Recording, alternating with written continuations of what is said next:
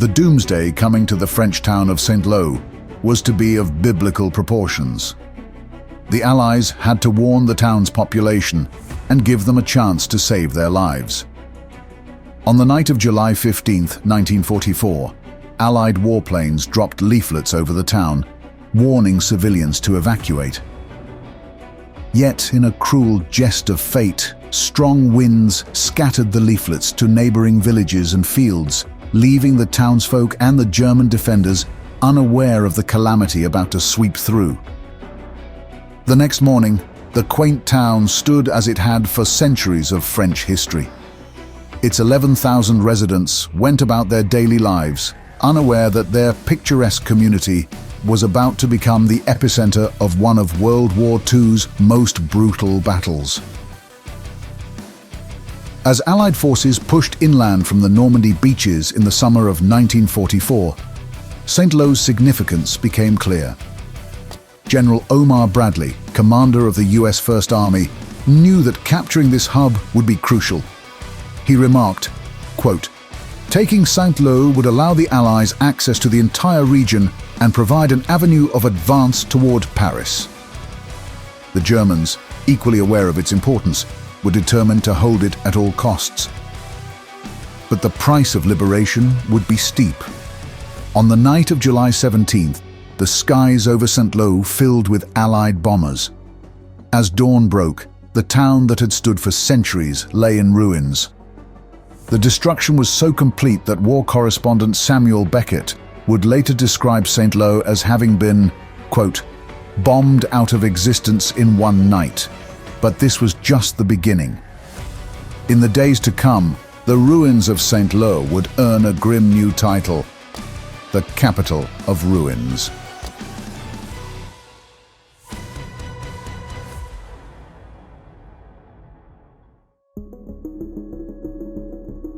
The fall of Saint-Lô to German forces on the night of June 17, 1940, marked the beginning of a dark chapter in the town's history.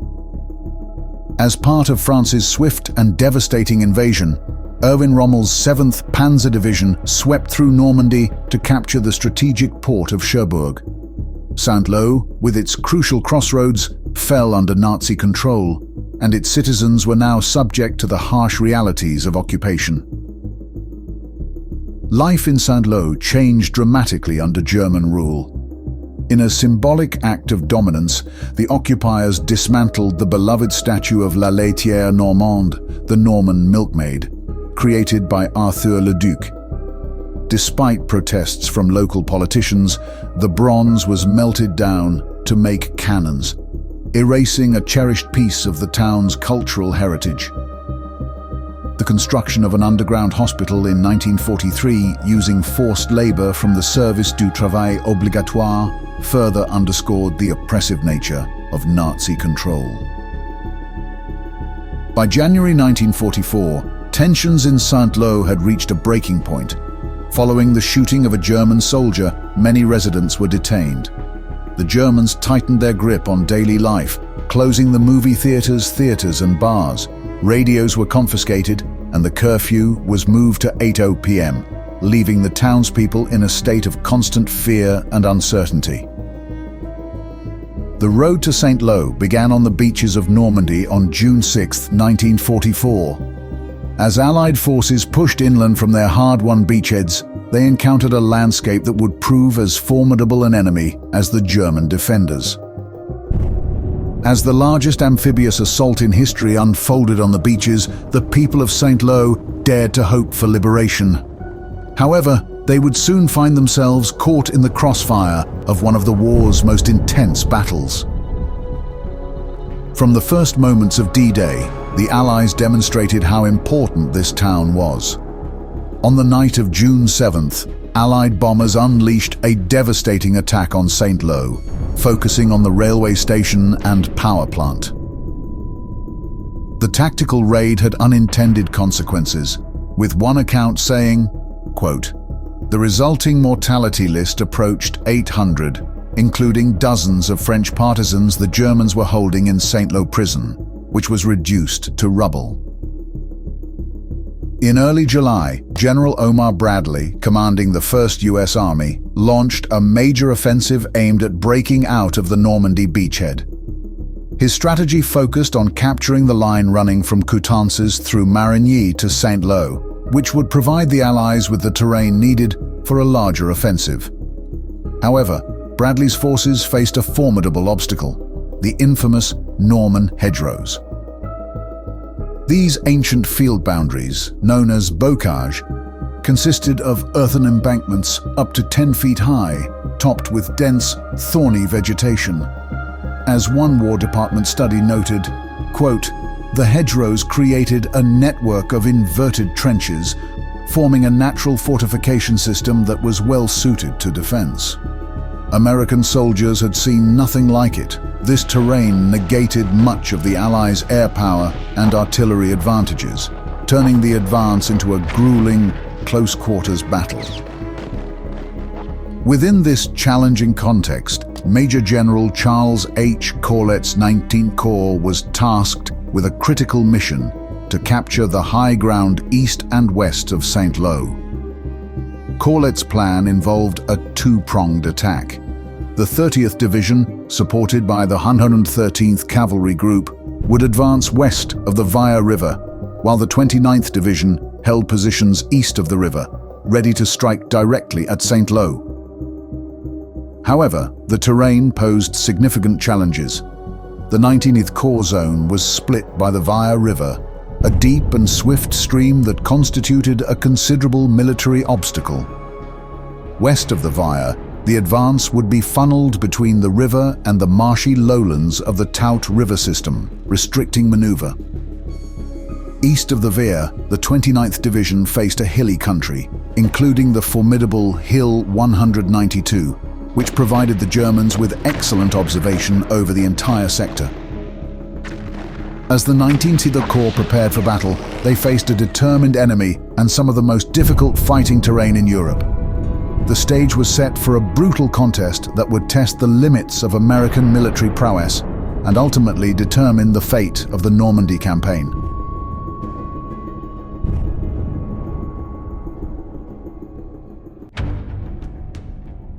The July offensive began on July 3, 1944, with the 8th Corps, commanded by Major General Troy H. Middleton, launching an attack towards La Haye-du-Puy.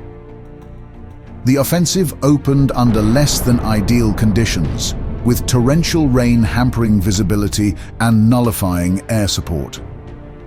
Despite these challenges, the 82nd Airborne Division made notable progress, although overall gains were limited as the Corps encountered stiff resistance along the enemy's main line of resistance.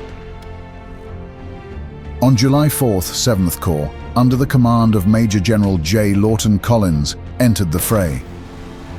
The 83rd Division, fighting its first battle, faced a daunting task. Wedged between the Tout River bottomlands and the swamps of the Sieves, the division had to advance along a narrow corridor of dry land.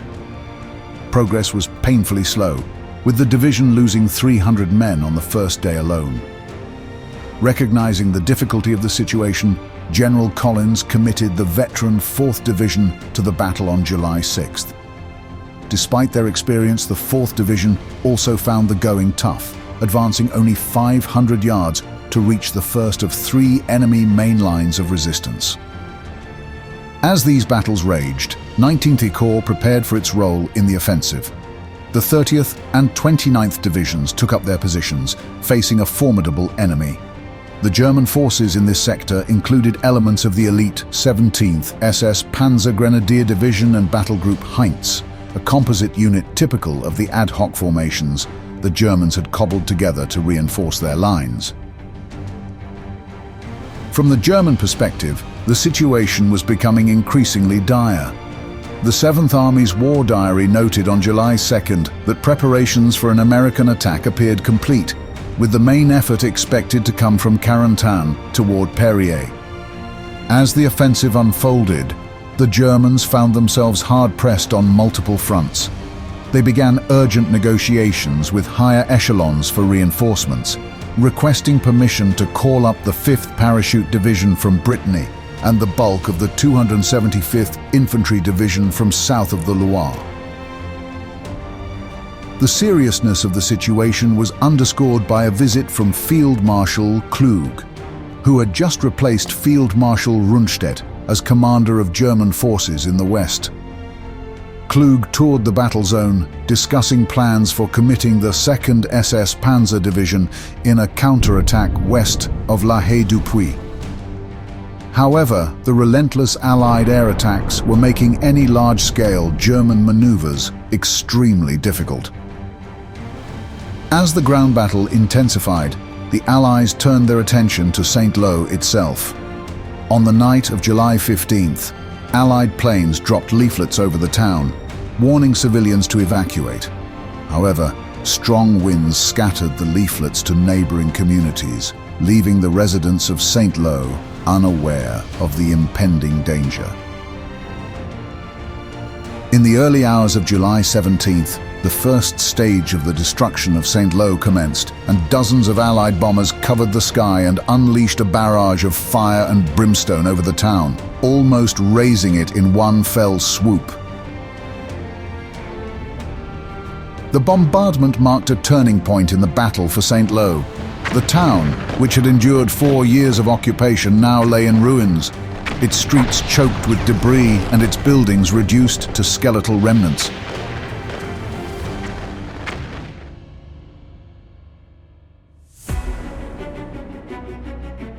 On July 7, 1944, 99th Corps launched its attack west of the Vire River, marking the beginning of one of the most challenging phases of the Normandy campaign.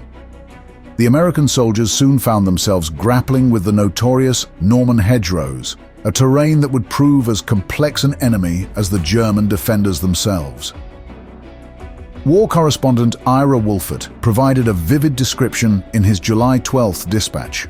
Quote, "The hedges are thick and green and all brambly. You can't see through them if you stick your face into them to look through. It's like trying to look through a mask. Under every hedge is a German slit trench, 1, 3, or 5 of them, dug right into the roots of the hedges. Men who know a great deal about war built them. Tanks were particularly vulnerable, exposing their weakly armored undersides when attempting to breach the hedgerows. In response, American forces developed innovative tactics and equipment modifications. One such innovation was the attachment of improvised hedge-cutting devices to tanks. These ranged from simple timber prongs to more elaborate welded structures designed to allow tanks to punch through the hedgerows without exposing their vulnerable underbellies. Additionally, infantry tank cooperation became crucial. Teams of engineers would work alongside infantry to blast gaps in the hedgerows wide enough for tanks to pass through, creating a combined arms approach to tackling the bocage. For their part, the Germans made expert use of the terrain for defense. Every field became a potential fortress, with machine gun nests, mortar positions, and snipers carefully placed to cover all approaches. The Americans responded with overwhelming firepower, unleashing a daily rain of mortar and artillery fire upon the town and its surrounding hedges. An American report proudly claimed that US artillery, quote, had expended ammunition at a rate 5 to 10 times that of the German. The intensity of the fighting is perhaps best illustrated by the experience of the 116th Infantry Regiment. On July 15th, the 1st Battalion, led by Major Sidney Bingham, found itself isolated 1,000 yards east of Saint-Lô. Cut off from other division elements, they were surrounded by German forces and critically low on ammunition and supplies. For an entire day, the battalion held its position, with 25 wounded and only 3 medics to tend to them. Planes were called in to drop plasma for the wounded. Despite the danger, the men held firm, demonstrating the remarkable resilience and determination that characterized the American effort in the hedgerow country. The fight for the hedgerows around Saint-Lô was a grueling close-quarters battle that tested the limits of American tactical skill and soldiers' endurance. As one War Department study concluded, quote, "Usually we could not get through the hedge without hacking a way through. This of course took time, and a German machine gun can fire a lot of rounds in a very short time. Of course, the Germans did not defend every hedgerow, but no one knew without stepping out into the spotlight which ones he did defend. This uncertain, lethal environment made every advance a potential ambush, every field a possible death trap. Yet, despite the challenges, the American forces pressed on, inching closer to their objective of Saint-Lô, knowing that breaking through this natural fortress was crucial to the success of the larger Normandy campaign.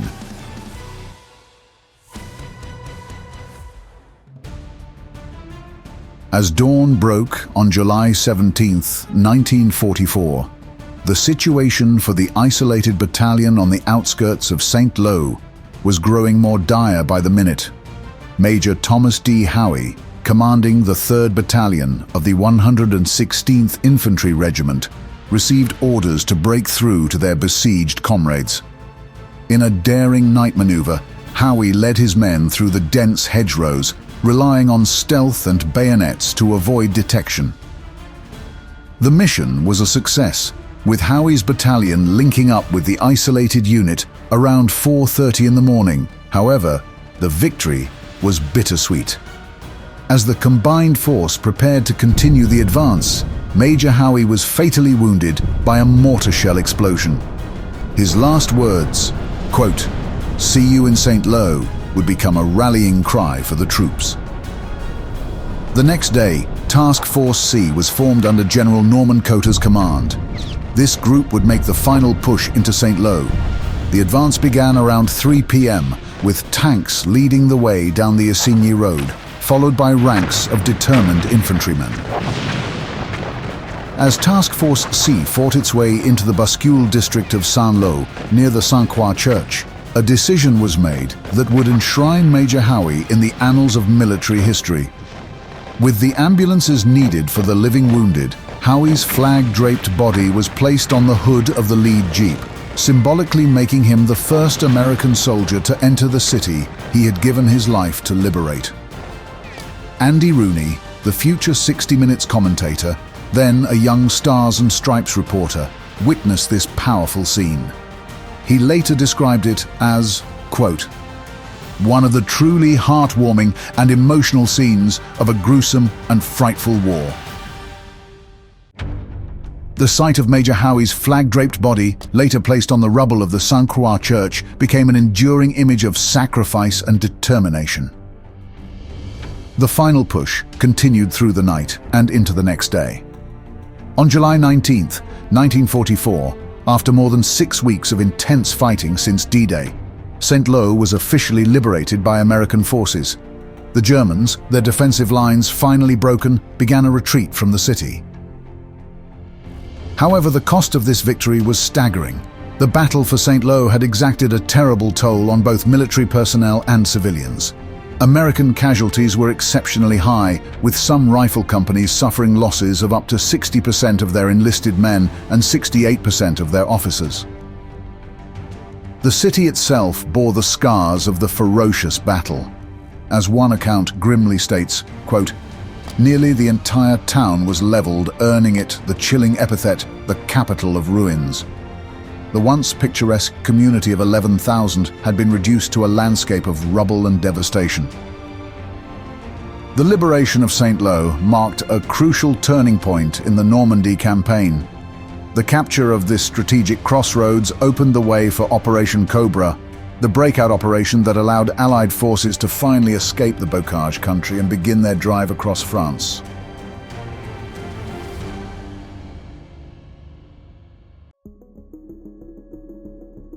The defeat at Saint-Lô was monumental for the Germans.